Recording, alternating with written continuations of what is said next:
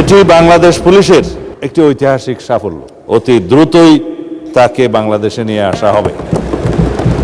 পুলিশের সাবেক আইজিপি বেনজির আহমেদের দুবাই পুলিশ কর্তৃক গ্রেপ্তার প্রসঙ্গে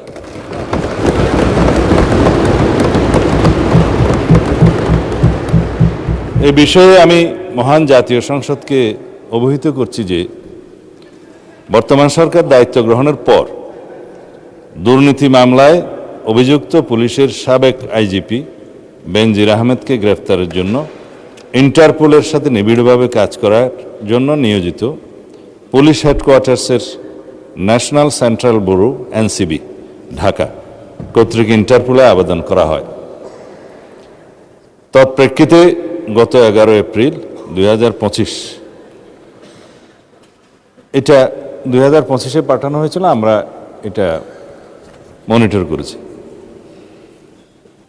ইন্টারপোল 2025/12239 নম্বর ফাইল ও 5174/4 2025 কন্ট্রোল নম্বরের মাধ্যমে বেনজির আহমেদের প্রতি রেড নোটিশ জারি করে। উক্ত রেড নোটিশের মাধ্যমে ইন্টারপোল কর্তৃক সংযুক্ত আরব আমিরাতের স্বরাষ্ট্র মন্ত্রণালয়কে অনুরোধ করা হয় গ্রেফতারের জন্য। মাননীয় স্পিকার, আমি এই মহান সংসদের মাধ্যমে সমগ্র জাতিকে জানাচ্ছি যে গত 12 জুন 2026 তারিখে সংযুক্ত আরব আমিরাতের স্বরাষ্ট্র মন্ত্রণালয়ের Directorate General of Federal Criminal Police National central bureau NCB Abu Dhabi হতে প্রেরিত একটি ইমেইলের মাধ্যমে বাংলাদেশ সরকারকে জানানো হয়েছে যে দুর্নীতি মামলায় অভিযুক্ত বেনজির আহমেদকে সংযুক্ত আরব আমিরাত পুলিশ কর্তৃক গ্রেফতার করা হয়েছে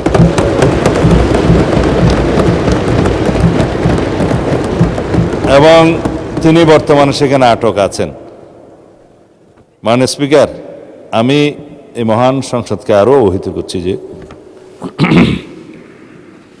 এনসিবি আবুধাবি জানিয়েছে যে ইউএই ফেডারেল ল নম্বর 39/2006 অনুযায়ী গ্রেফতারের তারিখ হতে 30 দিনের মধ্যে কূটনৈতিক চ্যানেলের মাধ্যমে আনুষ্ঠানিক এক্সট্রাডিশন রিকোয়েস্ট প্রেরণ করতে হবে।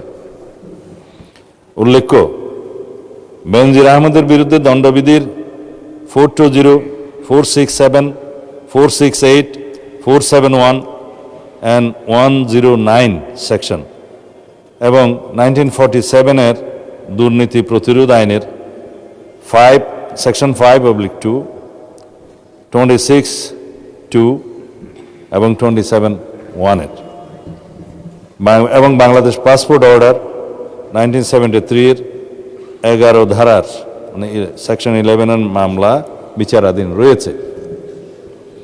উক্ত বিষয়ে এনসিবি ঢাকা ইন্টারপোল চ্যানেলের মাধ্যমে রেড নোটিশ প্রকাশ, আন্তর্জাতিক সমন্বয়, বিদেশি কর্তৃপক্ষের সাথে যোগাযোগ এবং গ্রেফতার পরবর্তী ফলো আপ কার্যক্রম সম্পন্ন করেছে। দুদক কর্তৃক প্রত্যার্পণের জন্য প্রয়োজনীয় মামলা, গ্রেফতারি পরোয়ানা ও তদন্ত সংক্রান্ত দলিলাদি প্রস্তুত, স্বরাষ্ট্র মন্ত্রণালয় কর্তৃক এক্সট্রাডিশন প্রপোজাল প্রস্তুত ও অনুমোদন এবং পররাষ্ট্র মন্ত্রণালয়ের মাধ্যমে ইউএই কর্তৃপক্ষের নিকট কূটনৈতিক চ্যানেলে আনুষ্ঠানিক এক্সট্রাডিশন রিকোয়েস্ট প্রেরণ করে এনসিবি আবুধাবির সাথে সমন্বয়পূর্বক অতি দ্রুতই তাকে বাংলাদেশে নিয়ে আসা হবে। এটি বাংলাদেশ পুলিশের একটি ঐতিহাসিক সাফল্য।